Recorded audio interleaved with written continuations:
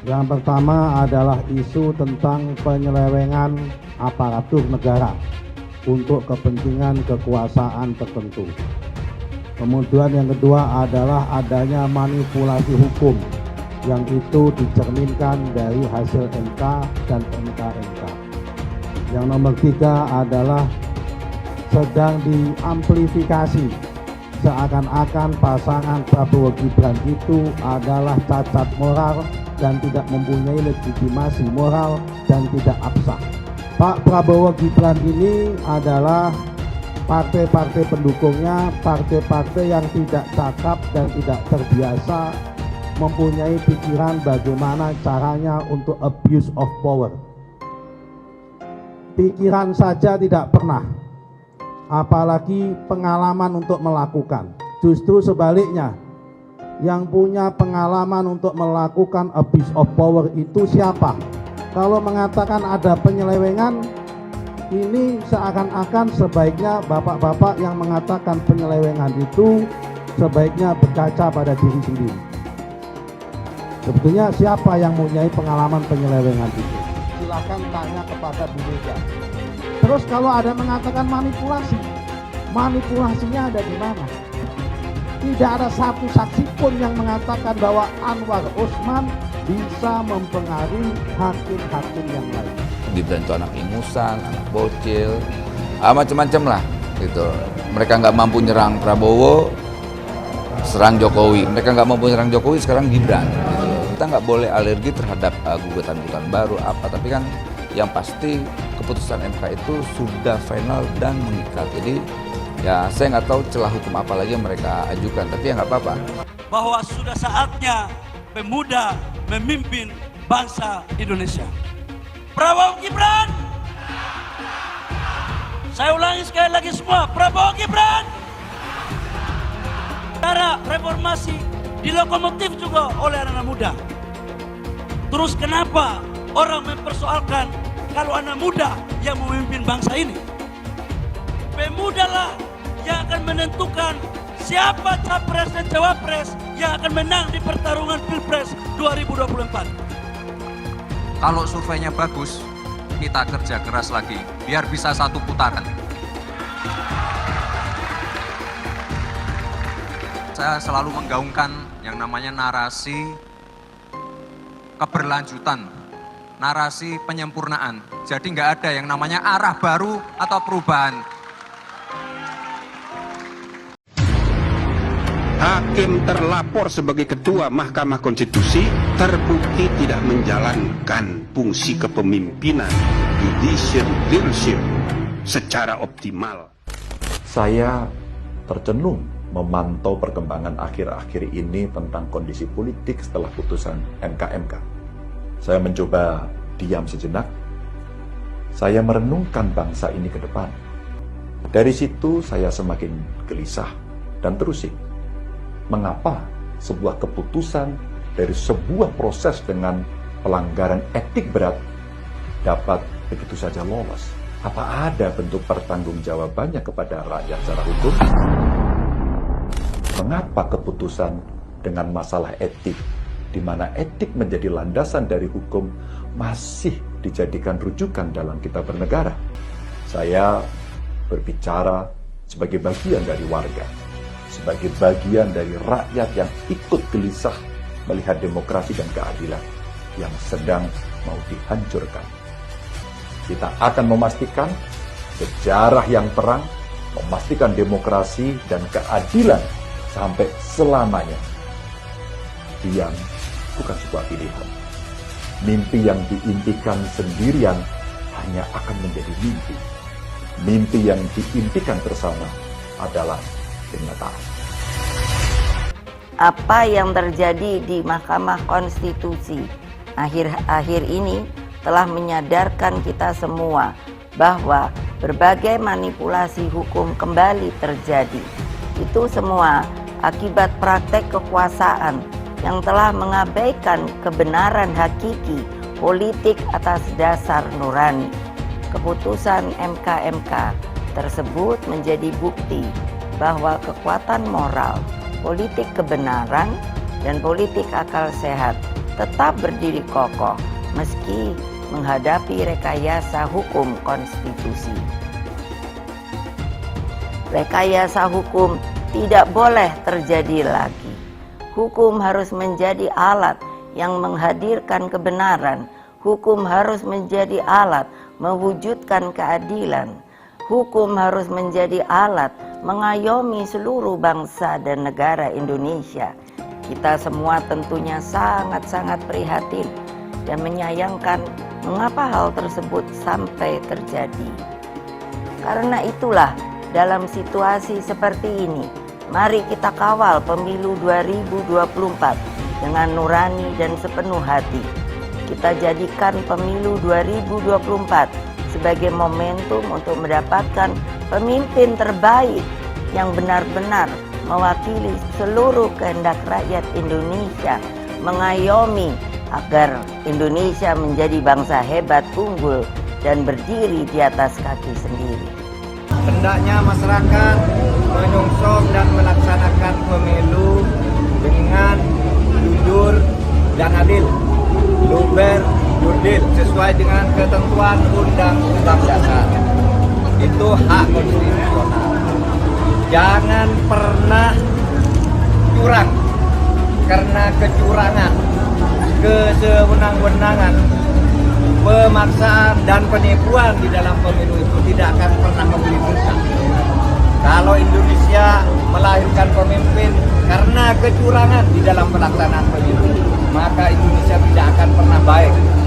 Maka kepada siapapun yang ingin Indonesia ini baik, mari kita laksanakan pemilu ini untuk memberikan kesempatan kepada rakyat secara bebas menentukan pilihannya sendiri. Oleh sebab itu, siapapun yang melawan aspirasi rakyat, yang menekan-nekan rakyat dengan cara tidak fair, maka aspirasi masyarakat itu akan mencari jalannya sendiri untuk menuju kemenangannya.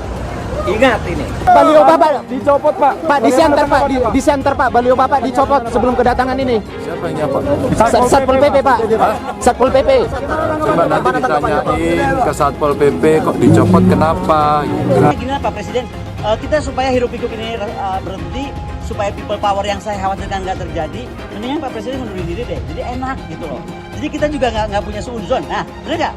Saya ini rakyat ya, kan jadi saya uzon terus nih. Dia bantuin si Kaisang sampai kemana nih, Bapak? Bantuin Gibran sampai kemana nih gitu kan? Jadi pertama, apakah presiden ini cawe-cawenya sampai sekian jauh gitu loh? Saya nggak ngerti juga ya, karena walaupun itu hak beliau, tapi kenapa? Saya perlu tahu. Rakyat mesti tahu kenapa percepatan ini terjadi. Saran saya supaya tidak semakin kita terombang-ambing. Ya, ada dua tadi saya kasih pilihan ya, apakah ganti cawapres, katanya nggak mungkin, ya sudah, berarti yang paling mungkin adalah presiden mengundurkan diri. Kalau dibilang nggak ada aturannya, ya karena memang juga nggak ada pernah presiden ngajuin anaknya jadi cawapres saat dia menjabat kan.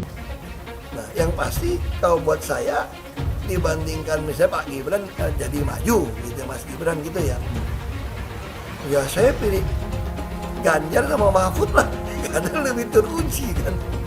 Anda jadi wali kota baru 2 tahun, 3 tahun kan belum teruji juga.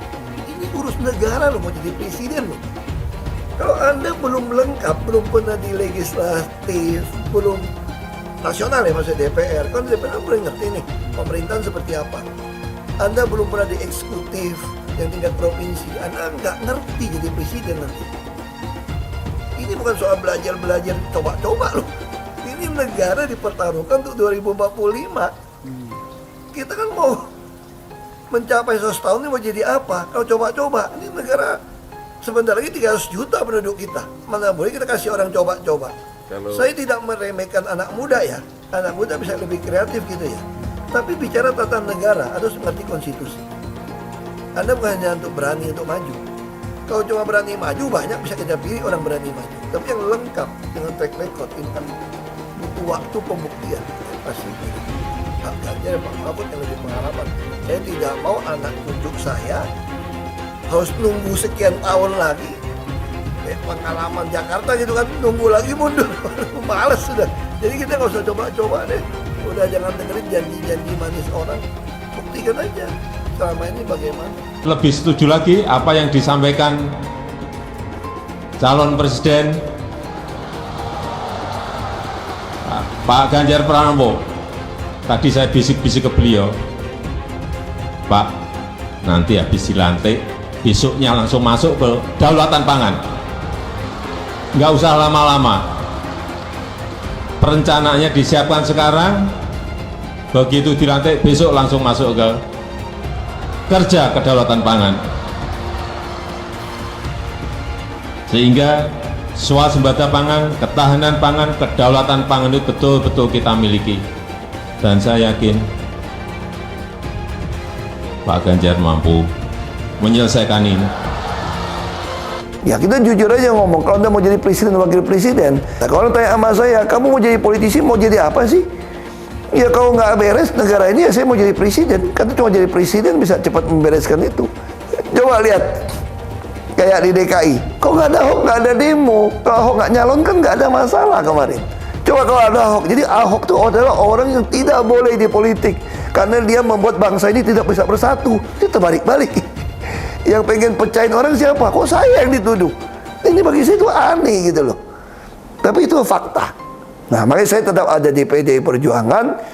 Karena satu-satu partai yang tetap mencalonkan saya di DKI dengan ancaman macam-macam hanya PDI Perjuangan. Katanya, kata Ibu Mega, mau jadi apa bangsa ini? Kalau kamu Pak Ahok yang bisa kerja, yang jujur, tidak boleh mencalonkan diri. Masa orang yang nggak jujur, yang itu mau yang bisa dicalon, katanya mau jadi apa, bisa kerja apa? Makanya saya pribadi ya putuskan ya ikut Ibu Megawati, PDI Perjuangan. Saya itu dia bisa berani terang-terangan. Kalau di DKI dulu saya sudah mundur, dianggap bikin kacau, bisa bikin demo. Ini sesuatu yang aneh menurut saya gitu loh. Ya, Ibu Mega nggak boleh mundur, harus maju. Mau jadi apa bangsa ini katanya? Kalau kamu ditekan untuk mundur, nah itu yang saya sampaikan. Bilang dihalang-halangi, Anies masih sering bikin acara di sana-sini. Bebas pula. Duh, nggak capek apa ngibulin rakyat mulu, Pak? Nah, yang gue pertanyakan nih, Anies itu kampanye di mana-mana sering naik pesawat jet. Nah, pesawat jet biaya sewanya dari mana, Pak? Atau itu pesawat jetnya siapa, Pak? Coba jujur deh. Karena setahu gue nih, itu punya bos Anda, Surya Paloh. Anies bicara soal pendidikan. Padahal waktu dia di Jakarta, dia sendiri nggak mampu buat memberikan bangku sekolah yang cukup waktu mimpin di Jakarta. Artinya, dia nggak mampu memberikan bukti kalau omongan dia itu bisa dilaksanakan. Anies bilang, setiap jabatan harus diisi sama orang-orang yang kompeten. Lah, faktanya di Jakarta, beberapa jabatan diisi sama orang-orang dekatnya dia. Nggak kompeten pula. Terus TGUPP, itu yang jumlahnya seabrek-abrek, fungsinya buat apa, Pak? Kok Jakarta makin berantakan sih? Sekali lagi, Anies nggak bisa membuktikan omongannya. Anies bilang dia akan membuka lapangan kerja. Yang dulu janjinya 200.000 lapangan kerja, ternyata cuma omong kosong, alias cuma janji palsu. Soal pembangunan yang berkelanjutan. Dia bilang di Jakarta dia udah meneruskan yang udah baik. Lu jangan percaya ya, itu ngibul. Faktanya nggak seperti itu loh. Belum lagi nih, program penanggulangan banjir. Jadi di daerah Jakarta itu ada daerah yang sebelumnya udah bebas banjir. Pas Anies mimpin, kok bisa-bisanya daerah itu banjir lagi? Gimana nggak banjir kalau kalinya udah nggak pernah dikeruk sama dibersihin, Pak? Kalau soal Jakarta, gue bisa bicara banyak deh. Jadi gue saksi bobroknya kepemimpinan Anies di Jakarta. Dan gue bisa pastiin, omongan manisnya Anies soal apa yang dia lakukan waktu mimpin Jakarta itu banyak ngibulnya. Milih Anies dan Imin setidaknya sudah menyelamatkan Indonesia dari kehancuran. Gus Dur saja dikudetanya, apalagi rakyat. Yang satu memang jago kata-kata, jago beretorika, nggak kelawan kalau soal kata-kata. Di sisi lain, kita sama-sama melihat yang sudah ditulis pakai tangan dia sendiri, pakai hati dia sendiri, lagi dia ingkari, apalagi hanya mengandalkan kata-kata dan janji. Pun demikian dengan janji Cak Ponimin. Gus Muhaimin memberikan program siapapun yang hamil yang ada di muka bumi Indonesia ini akan diberikan tunjangan selama hamil. Karena itu yang masih jomblo secepatnya nikah, hamil dibiayai kehamilannya oleh Gus Muhaimin, akan mendapatkan subsidi, akan mendapatkan tunjangan rata-rata 6 juta selama kehamilan. Gus Muhaimin dan PKB menang. Semua yang punya sepeda motor, BBM-nya kita subsidi gratis tanpa biaya. Siapa yang di sini punya sepeda motor? Tahun 2024 PKB menang, Gus Muhaimin presiden, disubsidi serendah-rendahnya harga subsidi BBM. Kalau PKB sekarang bukan PKB Gus Dur, ini PKB Caimin. Jadi beda, PKB-nya sudah beda. Jadi nggak bisa lagi menurut saya, memang masih tetap jualan nama Gus Dur, itu ada larangannya jelas sekali. Tapi ya namanya orang masih mencuri-curi, kebiasaan kayaknya mencuri-curi. Mencuri partai, sekarang mencuri gambar. Gus Dur pendiri partai, orang yang dikatakan oleh Caimin sebagai guru politiknya, malah dikudeta, apalagi rakyat. Susah kan mau milih pemimpin seperti itu nanti? Pak Prabowo hari ini adalah calon presiden dari Partai Gerindra.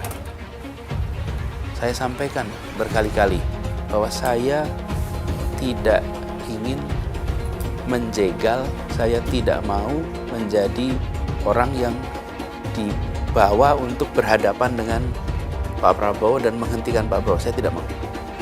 Dan saya katakan itu kepada siapapun yang datang kepada saya untuk berbicara tentang calon presiden.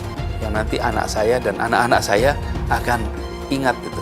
Ya, saya tidak mau mengkhianati, menikam pada orang yang dulu sudah bekerja, membantu, dan berjuang bersama. Bapak Politik Identitas Indonesia Anies Baswedan, Bapak Intoleransi Indonesia Anies Baswedan, jangan lupakan, jangan terlena, jangan sampai dia pecahkan kita dengan dagangan ayat dan mayatnya. Air itu turun dari langit, turunnya ke atap rumah langsung sumur bor, bukan ke sungai dan ke laut. Saya mensyukuri kenapa kalah, kenapa ditahan. Saya bersyukur atas itu semua. Saya coba bayangkan ya, kalau seandainya waktu itu kita menang gitu ya, hari ini belum tentu kita bisa nikmati seperti ini. Kita bersyukur 5 tahun Tuhan izinkan kasih ke orang yang pintar ngomong untuk kerja. Coba kalau kita bayangkan gitu ya, kalau kemarin saya masih jadi gubernur, ini saya udah turun ini. Tapi yang pintar ngomong itu dikira orang hebat kan? Ini lebih berbahaya tahun 2024, langsung ketahuan karakternya. Langsung ketahuan itu. Saya juga ada kutipan Pak di kamar saya Pak. Tulisannya, Jakarta telah mengambil keputusan yang fatal. Jangan hanya konsentrasi pada pembangunan benda-benda mati yang indah difoto dan bisa ditunjukkan dalam 5 tahun hasilnya. Kalau kita mau menilai sebuah janji, maka lihat janjinya, lalu lihat kenyataannya. Dulu janjinya apa ya? Dan ini aneh, betul-betul aneh. Ini bukan kampanye, tapi saya sampaikan di sini. Di satu sisi menyiapkan jalur-jalur air untuk dikirim ke laut, di sisi lain di lautnya dipasang dengan pulau reklamasi, tinggal tunggu waktu jadi rob, air malin. Dan ini melawan sunnatullah. Kenapa? Air itu turun dari langit ke bumi, bukan ke laut. Harusnya dimasukkan ke dalam bumi, masukkan tanah. Di seluruh dunia air jatuh itu dimasukkan ke tanah. Bukan dialirkan pakai gorong-gorong raksasa ke laut. Jakarta telah mengambil keputusan yang fatal. Bukan banjir, itu memang parkir air. Bukan banjir, itu memang parkir air. Masyarakat berkeliling dengan membawa toa untuk memberitahu semuanya, termasuk sirine. Kaibon 82 miliar. Apa alat transportasi yang dimiliki oleh hampir setiap orang? Alat transportasi yang dimiliki semua orang adalah kaki. Kalau seandainya orang Jakarta percaya Pak Anies jadi gubernur pun, saya berani jamin kok dia akan lakukan normalisasi yang sama seperti saya lakukan kok. Gak usah bohong lah. Ketika air sampai di muara, maka siap untuk dipompa ke laut. Pancasila Soekarno, ketuhanan ada di pantai. Anak Tuhan dari mana? Kalau Yesus anak Tuhan, bidangnya siapa? Besok di seluruh wilayah Indonesia kami katakan dan Iblis hanya menggoda orang yang beriman. Makanya jarang-jarang orang kafir kerasukan setan. Yang kerasukan setan itu orang baik-baik. Jarang, saya belum pernah nengok Cina kerasukan setan. Pernah tak Ahok itu kerasukan setan? Enggak, setannya tidak pernah. Karena sesama setan dilarang saling menggoda. Karena di salib itu ada jin kafir. Karena di salib itu ada jin kafir. Karena di salib itu ada jin kafir. Haleluya. Kepalanya ke kiri apa ke kanan? Kepalanya ke kiri apa ke kanan? Tetap percaya salib itu lambang mulia, bukan jin. Kok ketawa? Aku nggak nyindir siapa-siapa loh. Saya nggak pernah mundur untuk kebenaran, keadilan, kejujuran, dan peri kemanusiaan. Gue nggak pernah mundur. Dan gue nggak pernah takut juga sama lu. Siapapun yang rasis, gue akan hadapin. Gue bilang. Karena rasis itu tidak berperi kemanusiaan. Sama saya ditanya dulu kan, kamu nyesel nggak statement kamu di Pulau Seribu sehingga masih masuk penjara? Tidak pernah nyesel. Karena saya mengatakan kebenaran. Anies merupakan antitesis daripada Pak Jokowi. Antitesis artinya bertolak belakang dengan Jokowi. Anies sudah menyatakan tidak akan melanjutkan semua program dari Pak Jokowi. Jadi semua pembangunan yang dilakukan oleh Pak Jokowi akan dihentikan oleh Anies jika Anies menjadi presiden. Lagi pula Anies didukung oleh khilafah dan pendukung Anies adalah ormas seperti FPI dan HTI.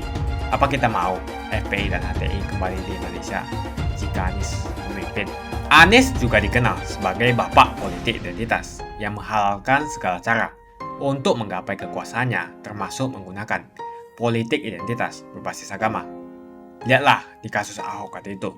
Kita sudah bisa melihat hasil kerja Anies selama 5 tahun di Jakarta. Tidak ada satupun janji yang dipenuhi dan tidak ada kinerja yang bisa dibanggakan. Dari DP 0%, OKOC, kelebihan bayar, Formula E, banjir, sumber resapan, jalan rusak, dan gonta-ganti nama jalan. Lihatlah rekam jejak Anies selama 5 tahun. Bayangkan Indonesia ke depan jika dipimpin oleh Anies. Dan bayangkan jika Anies menang. HTI dan FPI, ormas khilafah yang dibubarkan itu akan dikembalikan oleh Anies. Apakah kita mau Pancasila diganti jadi khilafah? Perkataan Ahok sudah terbukti dan Jakarta sudah menjadi korban. Jangan biarkan Indonesia menjadi korban kibulan Anies Baswedan. Umat minoritas, terutama kaum Tionghoa, tidak akan memilih Anies Baswedan. Setidaknya ada 3 isu yang disampaikan oleh bapak-bapak dan ibu-ibu tokoh besar. Seperti Pak Surya Paloh, seperti Ibu Mega hari ini, dan juga Mas Ganjar selaku Capres juga menyampaikan hal yang sama. Yang pertama adalah isu tentang penyelewengan aparatur negara untuk kepentingan kekuasaan tertentu. Kemudian yang kedua adalah adanya manipulasi hukum yang itu dicerminkan dari hasil MK dan MK-MK. Yang nomor 3 adalah sedang diamplifikasi seakan-akan pasangan Prabowo Gibran itu adalah cacat moral dan tidak mempunyai legitimasi moral dan tidak absah. Pak Prabowo Gibran ini adalah partai-partai pendukungnya, partai-partai yang tidak cakap dan tidak terbiasa mempunyai pikiran bagaimana caranya untuk abuse of power. Pikiran saja tidak pernah, apalagi pengalaman untuk melakukan. Kecuali Golkar pernah pengalaman zaman Orde Baru, partai kami. Tapi itu pun tokoh-tokohnya sudah banyak yang wafat. Ya kan? Nah, karena itu kita lihat justru sebaliknya. Yang punya pengalaman untuk melakukan abuse of power itu siapa?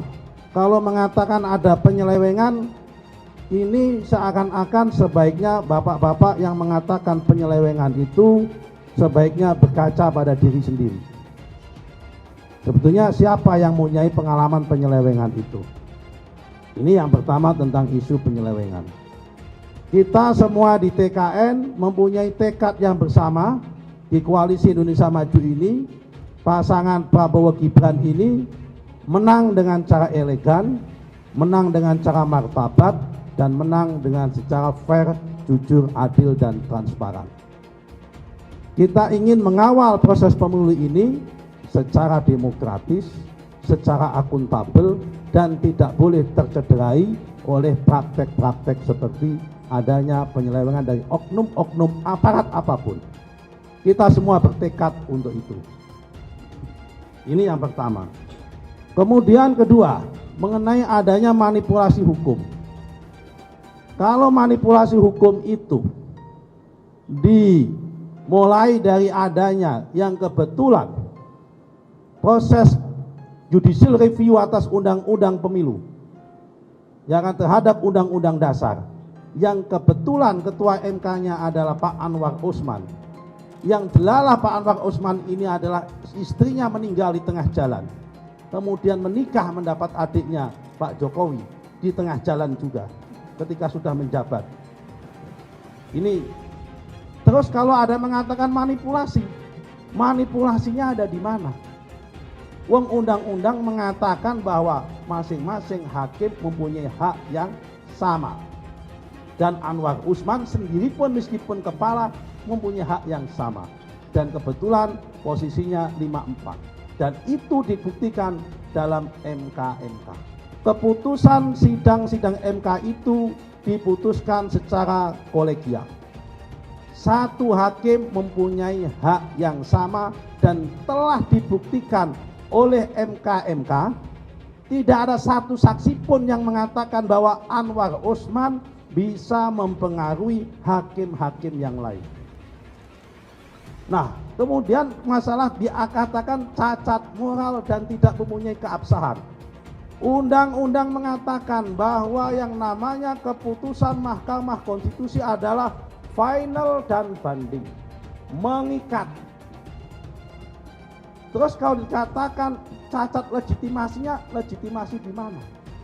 Ini adalah persepsi, ini adalah insinuasi, ini adalah angan-angan dalam rangka proses pembusukan, dan itu adalah cara-cara tidak sehat dalam proses demokrasi.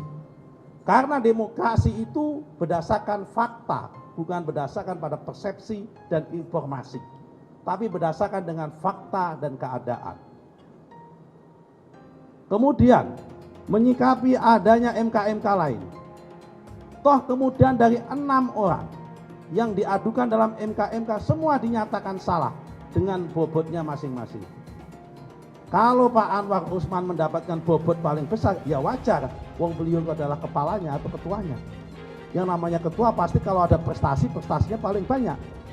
Kalau ada kesalahan, pasti kesalahannya paling banyak, namanya juga ketua. Kan nggak mungkin kalau ada ketua kesalahannya sedikit. Kalau ada yang masalah, kalau ada kebaikan, kebaikannya sedikit. Ini namanya ketua. Ini pemilu langsung. Pemilu langsung itu adalah proses demokrasi dan proses demokratisasi yang tidak bisa ditawar-tawar, dan ini harus on the track, maju ke depan, tidak boleh mundur. Jadi kalau mengatakan reformasi mundur, mundurnya di mana wong demokrasi ke depan? Sudah jalan. Yang terakhir, karena daripada nanti bapak-bapak pada tanya terus, isu tentang nepotisme atau KKN macam-macam. Nepotismenya ada di mana? Yang namanya nepotisme itu kalau Pak Jokowi mengangkat anaknya jadi menteri, ada bupati mengangkat istrinya jadi kepala dinas, ada bupati mengangkat keponakannya jadi kepala dinas. Jabatan-jabatan yang sifatnya itu appointed, yang dipilih, diangkat. Bukan lagi yang memilih Jokowi. Kalau dia jadi menteri, yang memilih Jokowi. Kalau jadi dirjen, yang memilih adalah Presiden Pak Jokowi, rekomendasi dari menterinya. Tapi ini adalah jabatan yang sifatnya elected, yang memilih sekali adalah rakyat. Mandatnya adalah dari rakyat. Kalau toh Pak Jokowi kemudian memilih anaknya, Mas Gibran, menjadi wakil dalam pemilu nanti, apa cukup hanya satu orang Jokowi bisa menjadikan presiden kalau rakyat tidak mau? Jadi ini mandatnya adalah, karena elected adalah mandat daripada rakyat. Ini bukan appointed. Tidak ada kata-kata istilah nepotisme dalam jabatan yang sifatnya elected atau jabatan yang dipilih oleh rakyat, karena sesungguhnya yang memilih ini rakyat, bukan yang memilih Jokowi. Persoalannya adalah apakah Pak Jokowi bisa merekayasa mandat dari rakyat? Tidak bisa. Uang 180 juta ya? 240 juta rakyat yang memegang mandat itu masa bisa direkayasa? Sama aja kalau begitu, mengatakan bahwa bapak-bapak atau mbak-mbak semua insan media itu bisa direkayasa. Wong sampean juga mempunyai hak yang sama dengan Pak Jokowi, satu suara dalam memberikan mandat nanti itu. Saya kira clear sikap kami menyampaikan ini untuk menjawab supaya masalah ini terang benderang. Ayo kita adu gagasan untuk Indonesia ke depan. Kita komited terhadap demokratisasi, kita komited terhadap penegakan hukum, kita komited terhadap hak asasi manusia, kita komited terhadap hal-hal yang lain yang sifatnya sudah permanen, sudah manifest, dan sudah menjadi konsensus dalam bangsa Indonesia. Apa kemudian kalau kita menang, kemudian kita akan mengubah supaya pemilu nggak langsung? Enggak. Kita komited kok untuk demokratisasi. Kita nggak boleh alergi terhadap gugatan-gugatan baru apa, tapi kan yang pasti keputusan MK itu sudah final dan mengikat. Jadi ya saya nggak tahu celah hukum apa lagi yang mereka ajukan, tapi ya nggak apa-apa. Itu bagian dari cara mereka coba mencari celah hukum agar ini kan orang sudah mulai menyerang dari wilayah manapun gitu loh, dari soal hukum, politik dan sebagainya, dari dibilang Gibran itu anak ingusan, anak bocil, macam-macam lah gitu. Mereka nggak mampu nyerang Prabowo, serang Jokowi. Mereka nggak mampu nyerang Jokowi, sekarang Gibran gitu loh. Tapi saya yakin kekuatan atau pasangan Prabowo Gibran ini adalah kekuatan yang luar biasa lah. Karena kita lihat walaupun di luar sana banyak masalah, tapi saya lihat Gibran ini adalah harapan, hope yang harus kita tetap jaga. Pertama, proses pemilu sudah jalan, proses pendaftaran sudah jalan, hanya tinggal final menunggu tanggal 14 Februari nanti. Mau diapain lagi? Nah, saya takut orang-orang ini berharap Republik ini chaos kali apa ya. Tapi saya yakin lah, penegak hukum kita, kepolisian, TNI dan sebagainya sudah punya lah mengantisipasi hal-hal kayak begini kok. Jadi kita nggak terlalu khawatir, apalagi rakyat sekarang sudah muak dengan suguhan-suguhan politik yang sebetulnya tidak menyentuh perut mereka. Karena kita lihat Prabowo Gibran kan fokus untuk bagaimana menyediakan perut mereka supaya tetap gemuk, tetap membuat nutrisi ke otak mereka ada, kemudian terkait yang paling penting adalah ada tabungannya. Artinya dari perut, gizi otak sampai punya uang. Dulu Anies bisa menang karena menggunakan agama dan etnis. Isu agama, ras, dan antar golongan dinikmati oleh relawan Anies. Saat itu Anies didukung oleh FPI, HTI, dan pengasong khilafah lainnya. Pada akhirnya Ahok harus kalah, namun kekalahan dia adalah kekalahan yang membuka mata rakyat Indonesia bahwa masih ada orang-orang yang menang dengan cara menggunakan politisasi agama atau politik identitas berbasis agama. Ternyata banyak sekali orang yang dengan mudah terhasut lewat jalan-jalan seperti itu. Relawan Anies terutama dari FPI, HTI, PA212 seperti Bahar Smith dan Rizik Syihab selalu menghujat Cina, etnis Cina. Tapi saat ini negara Cina sudah menjadi nomor 1 di dunia. Saya bangga sebagai Cina. Etnis Tionghoa dicap sebagai pemberontak, sedangkan etnis Arab dianggap sebagai Tuhan atau tuan dari pribumi. Etnis Arab dipuja-puja dan dianggap sebagai dewa. Lihat saja Rizik Syihab dan Bahar Smith dipuja-puja, padahal mereka mengujar kebencian. Pengasong khilafah seperti Rizik Syihab, Bahar Smith, dan teman-teman, mereka hanya buat gaduh di Indonesia. Sedangkan negara yang mereka sanjung-sanjung itu, Arab Yaman, masih belum maju dan masih terbelakang. Saya percaya Indonesia dengan mayoritas pribumi juga akan menjadi negara maju. Seharusnya Arab Yaman belajar dari negeri Cina. Seperti kata kitab suci, belajarlah sampai ke negeri Cina. Anies dan juga pendukung Anies seperti Rizik Syihab, Bahar Smith, dan kelompok-kelompok HTI dan FPI harus belajar ke negeri Cina supaya tidak lagi melakukan kelebihan bayar. Yang jelas saya memilih pribumi, bukan yang dari Yaman. Ganjar jelas pribumi, nasionalis, dan pasti akan melanjutkan visi dan misi dari Pak Jokowi. Suara Ahok merepresentasi warga minoritas, dan etnis Tionghoa mendukung Ganjar Pranowo. Ahok pasti akan mendukung Ganjar, karena Ahok anti radikalisme. Ahok yang jelas tidak akan mendukung Anies Baswedan, karena Anies Baswedan didukung oleh kelompok khilafah, HTI, dan FPI. Ormas terlarang itu. Anies merupakan antitesis daripada Pak Jokowi dan diragukan kenasionalisannya, apalagi pribumiannya. Antitesis artinya bertolak belakang dengan Jokowi. Anies sudah menyatakan tidak akan melanjutkan semua program dari Pak Jokowi. Jadi semua pembangunan yang dilakukan oleh Pak Jokowi akan dihentikan oleh Anies jika Anies menjadi presiden. Lagi pula Anies didukung oleh khilafah, dan pendukung Anies adalah ormas seperti FPI dan HTI. Apa kita mau FPI dan HTI kembali di Indonesia jika Anies memimpin? Anies juga dikenal sebagai bapak politik identitas yang menghalalkan segala cara untuk menggapai kekuasaannya, termasuk menggunakan politik identitas berbasis agama. Lihatlah di kasus Ahok waktu itu. Kita sudah bisa melihat hasil kerja Anies selama 5 tahun di Jakarta. Tidak ada satupun janji yang dipenuhi dan tidak ada kinerja yang bisa dibanggakan. Dari DP 0%, OKOC, kelebihan bayar, Formula E, banjir, sumber resapan, jalan rusak, dan gonta-ganti nama jalan. Lihatlah rekam jejak Anies selama 5 tahun. Bayangkan Indonesia ke depan jika dipimpin oleh Anies. Dan bayangkan jika Anies menang. HTI dan FPI, ormas khilafah yang dibubarkan itu, akan dikembalikan oleh Anies. Apakah kita mau Pancasila diganti menjadi khilafah?